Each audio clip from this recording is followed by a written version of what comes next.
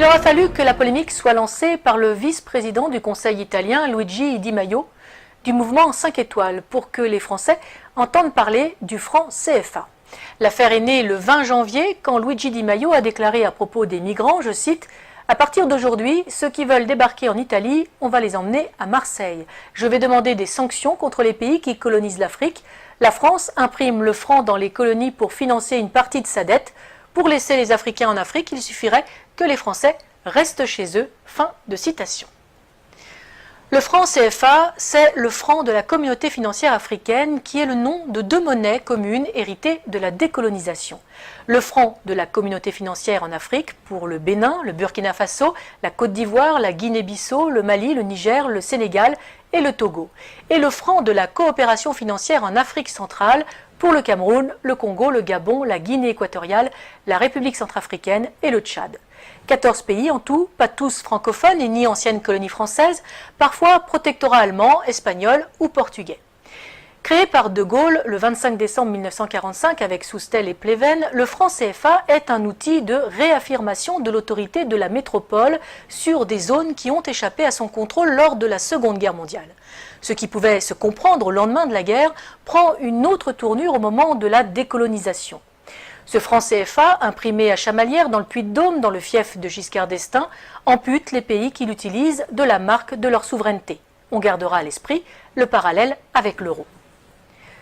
L'infantilisme financier et l'irresponsabilité dans lesquels ils sont encore tenus ont engendré des peuples d'assistés chroniques.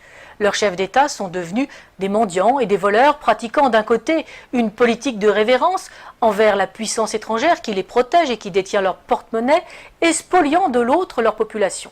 Sans entrer dans les détails techniques d'un système complexe, il faut savoir que la quantité de monnaie délivrée à chacun des pays africains de la zone franc est contingentée et, dans l'absolu, la France peut à tout moment diminuer ou arrêter sa livraison de billets. Comme elle peut prendre la décision de dévaluer cette monnaie. Ce qu'elle fit en 1994 avec le FMI et les États-Unis, générant des conséquences très dures pour les États et les populations d'Afrique. Par ailleurs, pour se garantir, la France est habilitée à stocker et à gérer à Paris, pour les pays de la zone franc, 50% des devises provenant de leurs exportations sur des comptes d'opération. Elle en ponctionnait la totalité jusqu'en 1973 et l'équivalent de 65% jusqu'en 2005. Les recettes en devises du cacao, du café, de l'EVA, du pétrole, du coton, de l'uranium, de l'or, du diamant, du manganèse, des métaux rares, etc. vendus dans le monde entrent donc pour une bonne part à la Banque de France et non dans les pays africains de la zone franc qui ont généré ces exportations.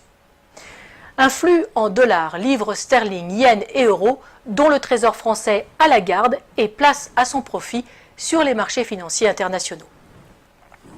Autre confiscation très avantageuse pour la France, le dépôt de l'or africain dans nos coffres qui vient garantir ce franc CFA et qui s'ajoute aux réserves d'or de l'État français, nous permettant de figurer en bon rang parmi les États occidentaux dont les réserves d'or sont les plus élevées. Après les États-Unis, 8100 tonnes, l'Allemagne, 3400 tonnes, le FMI, 2800 tonnes et l'Italie, 2450 tonnes et devant la Russie, 2000 tonnes. Un avantage non négligeable en période de crise. Un bon moyen, par exemple, de rassurer les agences de notation et les marchés auxquels la France emprunte, de quoi boucler son budget. Enfin, le franc CFA constitue avant tout un levier politique qui permet une ingérence directe dans les affaires d'un pays. Il a suffi au gouvernement de Sarkozy de couper les robinets de la Banque centrale d'Afrique de l'Ouest et de fermer les banques filiales de banques françaises en Côte d'Ivoire pour mettre Laurent Gbagbo en difficulté.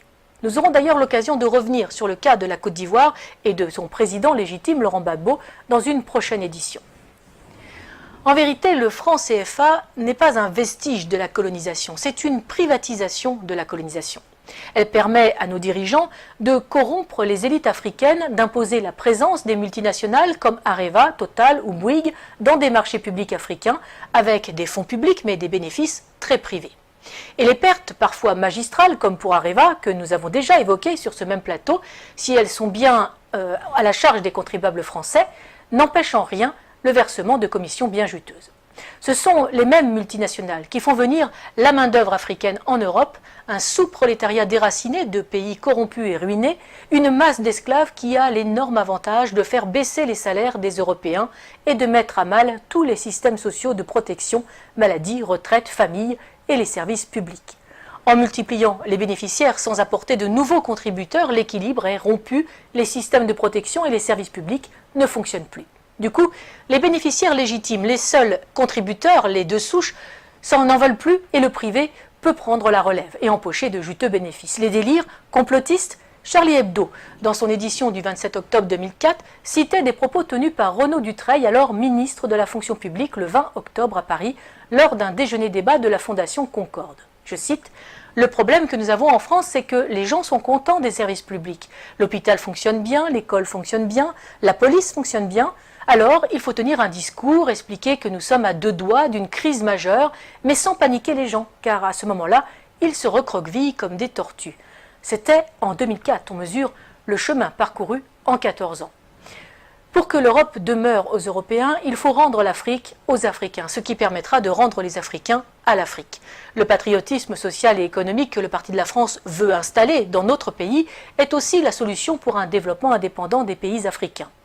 Nos relations avec nos anciennes colonies est certes nécessaire pour des raisons géopolitiques et géostratégiques, mais elles doivent se faire dans l'intérêt des peuples souverains sur chacun des deux continents et non pour les bénéfices de leur caste dirigeante, qu'elle soit politique ou économique.